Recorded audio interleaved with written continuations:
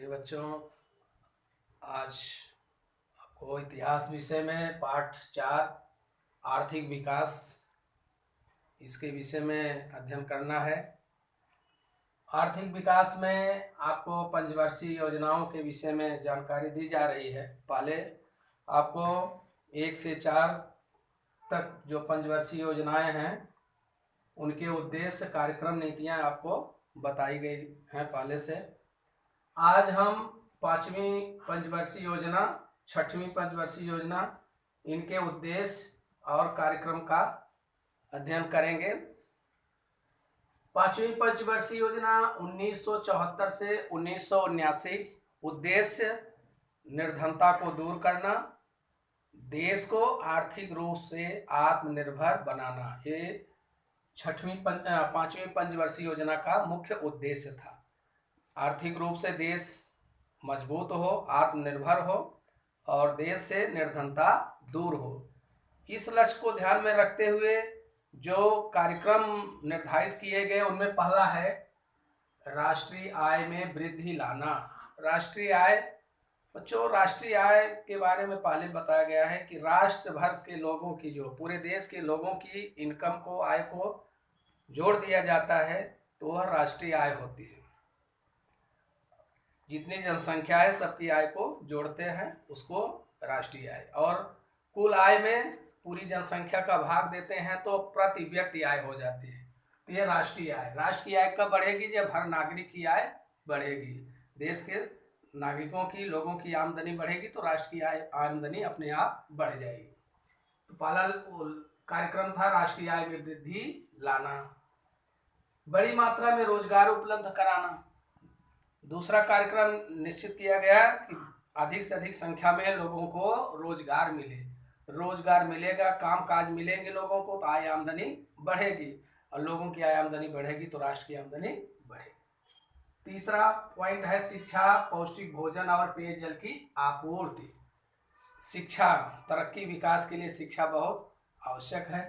ऐसे में सरकार का लक्ष्य का निर्धारित हुआ, सरकार ने लक्ष्य निर्धारित किया कि सबको शिक्षा प्राप्त हो, सुलभ हो, और गरीब बच्चे जो हैं, महिलाएं जो हैं कुपोषण का शिकार, बच्चे कुपोषण का शिकार, ऐसे में उनको पौष्टिक भोजन की व्यवस्था की जाए। और पेयजल, जल ही जीवन है, तो पेयजल की सुविधा भी उपलब्ध कराना लक्ष्य रखा गया। तो शिक्षा, पौष्टिक भोजन और पेयजल की आपूर्ति, ये कार्यक्रम।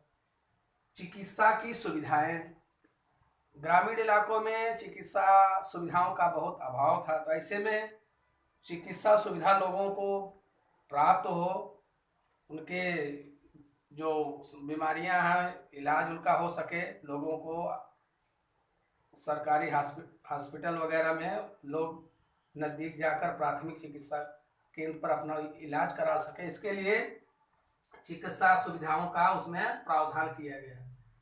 ग्रामीण भागों में विद्युत आपूर्ति और सड़कों का निर्माण। गांव में सड़कें कम उपलब्ध थी, सड़कों का अभाव, और बिजली शहरी इलाकों में रहता है, बिजली और सड़क की सुविधाएं पहले मिल जाती हैं, लेकिन देहात में न सड़कें होती है न बिजली की आपूर्ति। ऐसे में सरकार का लक्ष्य हुआ कि गांव में बिजली की आपूर्ति की जाए और सड़कें बनाई जाए। 6वां पॉइंट है कृषि का विकास और मूलभूत उद्योगों में वृद्धि। हमारे देश की उस समय जनसंख्या लगभग 80% जनसंख्या लगभग गांव में निवास करती थी, और लोगों का मुख्य रोजगार, मुख्य आधार जो था आय आमदनी का, वो खेती थी।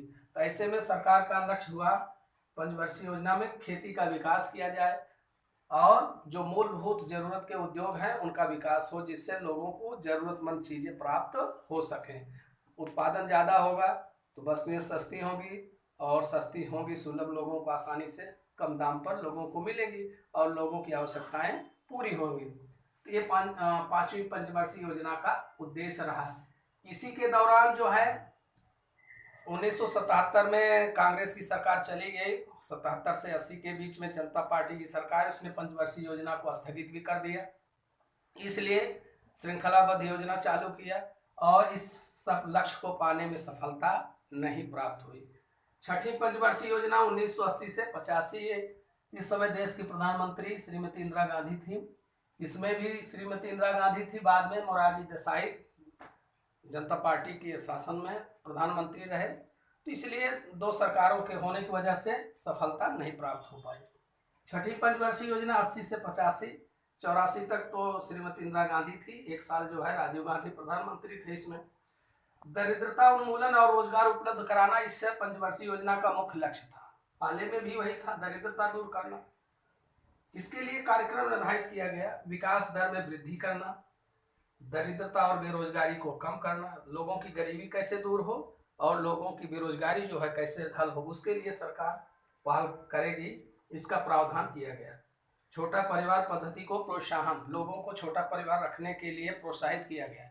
छोटा परिवार रखने वाले माता पिता को सरकार की तरफ से तमाम प्रलोभन योजनाएं उनको दी जाने लगी, जिससे जो है छोटा परिवार के प्रति लोगों में आकर्षण बढ़े और सुख सुविधा पाएंगे। तमाम सरकारी रियायतें सुविधाएं लोगों को दी जाने लगी।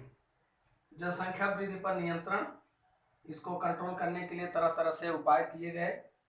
परिवार नियोजन कार्यक्रम वगैरह अपनाया गया और लोगों को परिवार नियोजन करने के लिए प्रेरित भी किया गया। जो एक दो बच्चों पर परिवार नियोजन कराते थे उनको सरकारी नौकरियों में भी सुविधा दी जाने लगे। और जो ऐसे गरीब और देहात वगैरह में लोग थे उनको जमीन, आवास और तरह तरह की सुविधाएं दे करके उनको प्रोत्साहित किया जाने लगा। इस पंचवर्षीय योजना में कुछ कार्यक्रम भी चलाए गए, जैसे एकात्मिक ग्रामीण विकास कार्यक्रम, ग्रामीण भूमिहीन विकास कार्यक्रम। भूमिहीन मतलब वो किसान होते हैं, वो लोग होते हैं जिनके नाम से जमीन होती ही नहीं, जिनके पास कुछ भी जमीन नहीं, जीरो जमीन के मालिक होते ही नहीं, ऐसे लोगों को भूमिहीन कहा जाता है। तो सरकार ने योजना बना करके ऐसे भूमिहीन ग्रामीण इलाके में भूमिहीन लोग जो थे उनके विकास के लिए योजनाएं चालू की। राष्ट्रीय ग्रामीण रोजगार कार्यक्रम चलाया। तो इस तरह से राष्ट्रीय स्तर पर ग्रामीण रोजगार योजना चला करके लोगों को, गांव के लोगों को रोजगार में वरीयता दी जाने लगी। तो ये 5वीं 6वीं पंचवर्षीय योजना के उद्देश्य और कार्यक्रम थे। आज हमारा जो है वीडियो यहीं पर समाप्त होता है। आगे जो 7वीं 8वीं पंचवर्षीय योजना है उसकी जानकारी आपको अगले वीडियो में दी जाएगी। धन्यवाद।